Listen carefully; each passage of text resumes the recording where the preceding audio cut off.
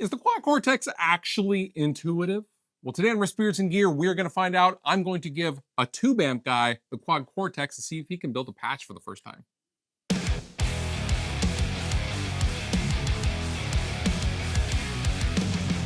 So in the world of modelers, I think the hottest, most talked about, most viral modeler out there is the Neural DSP Quad Cortex. Now, this is my personal Quad Cortex, and we use this here at the studio quite often whenever we need anything guitar tone related.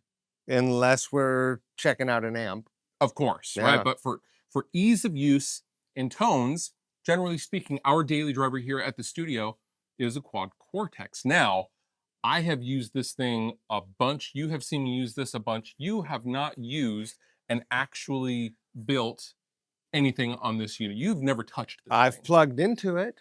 And beyond that, Yeah. you would typically ask me for a tone. Hey, can we get Vox AC 30-ish, or can we get the ZZ Top sound? You've literally said, and I dial it. Push this button Yes. if you want this, and push that button if you want the preset buttons. Right.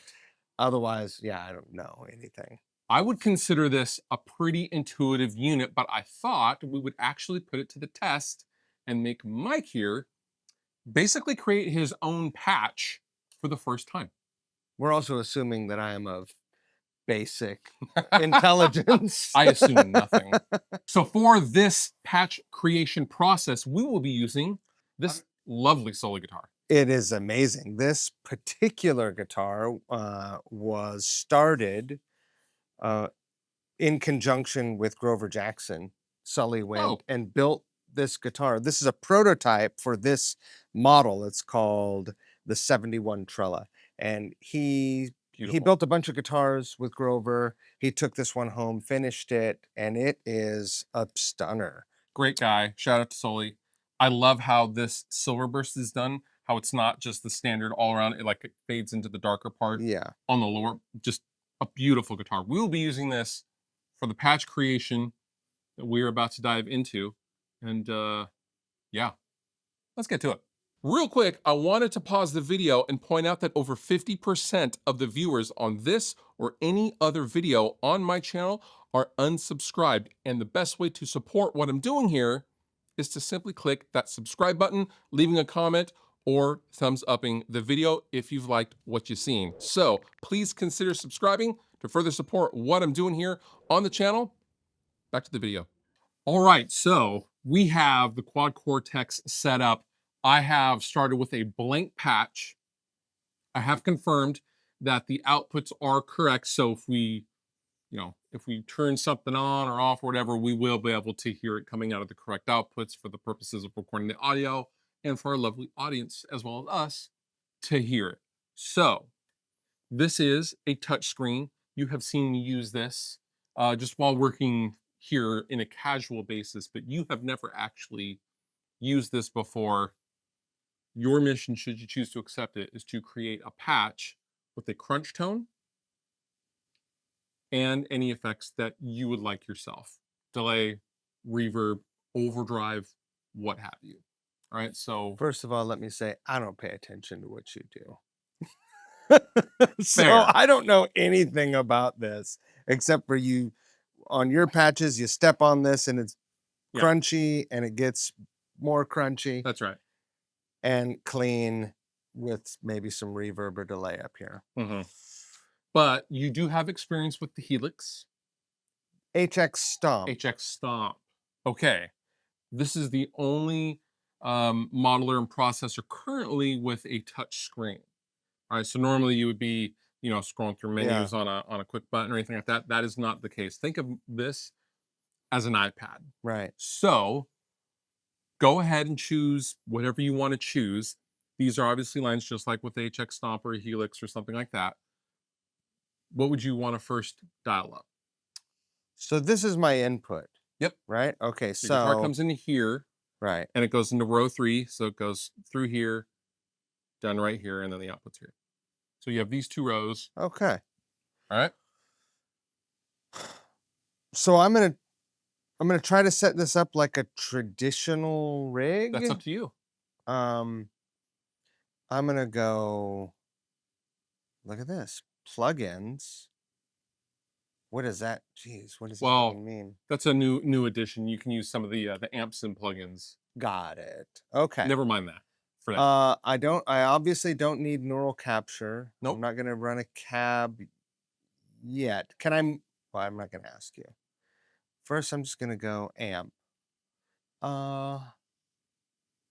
Let's see. What do we want here? I want something mean.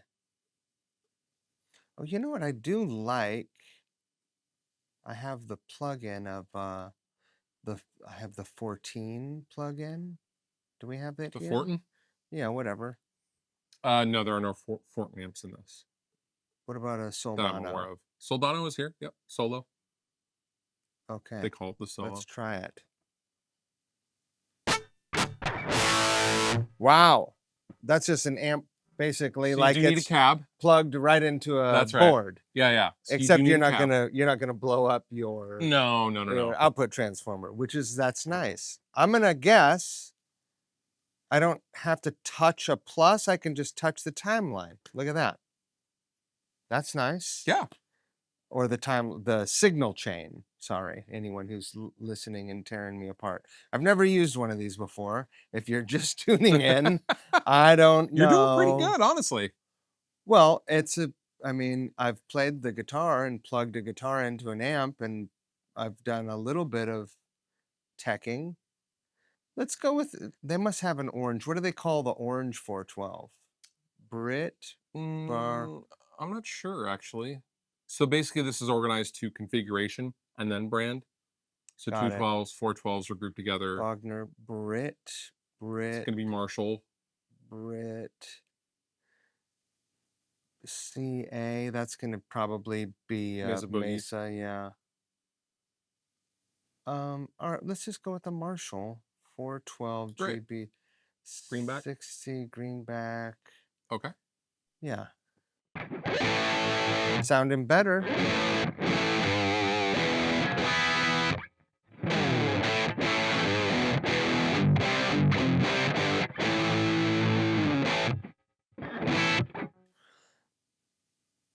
Let's gig.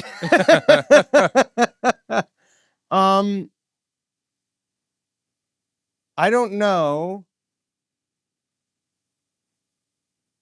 anything about IR loaders. Do you have, like, there are IRs on here? Do you? Oh, IR loader. Yes. That's a separate thing. That's if you want to put.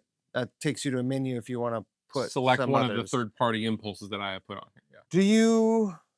Is that cabinet for anyone else? Like, probably everyone watching this knows more about this thing than I do. Is that cabinet an IR? Do I need you just selected? Yeah. No. So it's IR based. So actually, let's click. Go ahead and click out of that. Go ahead and click on the cab block. Oh. You can adjust. Right. You can adjust. Whoa. You can adjust the microphone.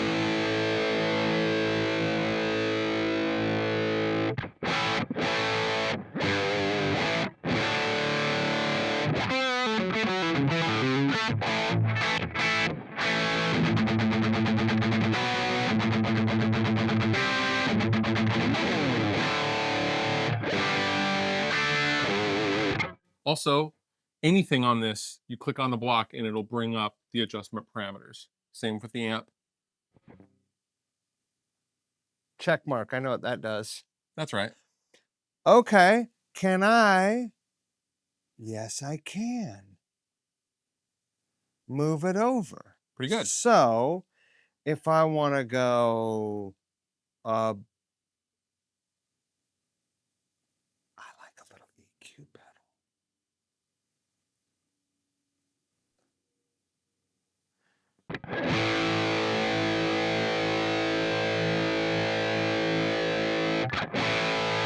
Is that on? Yeah. You're EQing into the amp, though. This is drastically different than post cabinet, right? Or in the... Now, wait a minute. Can I plug something into the effects loop of that amp? Yeah, so basically you would go in between the amp cab or the amp block and the cab block. or something like delay, I would just typically do after the cap block, right? Because it's going to affect the whole thing as if it were kind of like a. But this is a pre and power amp plug. That's correct. Why can't I put it in between? You can. Really? Yeah, you would just drag it in between. No, but how do you go in between that actual thing? Like,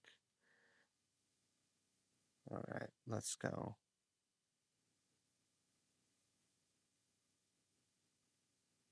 You'd only hear. Yeah. But that's not really what I want to do. It's pretty killer. All right, so how do I turn a block on and off? How do I'm going to probably guess that go up here and go assign to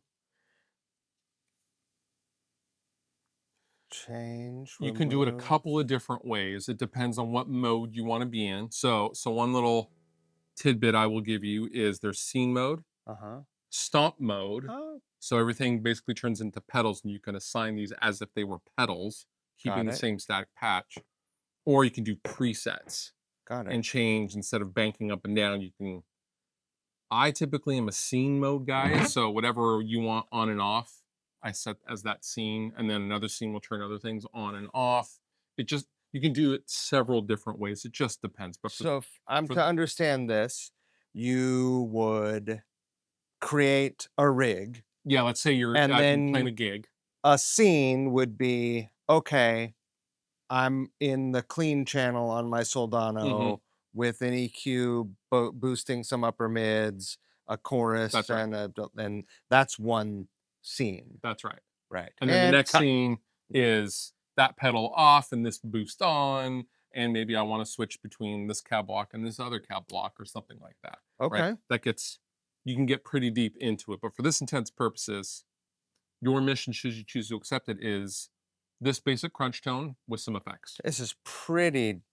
I wouldn't call this crunch. Maybe by your standards, it's crunch. This is pretty. This is definitely higher dirty. Gain. Yeah. Okay. So I'm gonna go scene, and then I don't want to. Do I want to save this? Right now you're on preset. Oops. Scene. Well, is that to share it to my Facebook group, the F? The F, yes. No, right now it just means you're on. Right. So if I want to go, I wonder if I just hold it, if it would save. Well, you are saved because this is telling you. So if you want to change something. Oh. How do I know, looking at that screen, now there's a little asterisk. So you can double tap it and turn it on and off. I see. But nothing is changing as I pedal through here. No. So basically here's what you do. You go into your power and you'd hold down. So now it's scene dependent. And let's just say we do want this scene dependent. We want this scene dependent, so we're going to hold down power. And it has that little scene, the 4 square thing. How do I know which scene? So that means. Oh, you're going to go through, you're going to pick all your things, and then you're going to go, and then you're going to hold it. And I want it off for this scene, but I want it on for this scene. I see. So scene E, F. So here it's off. It's on. Off.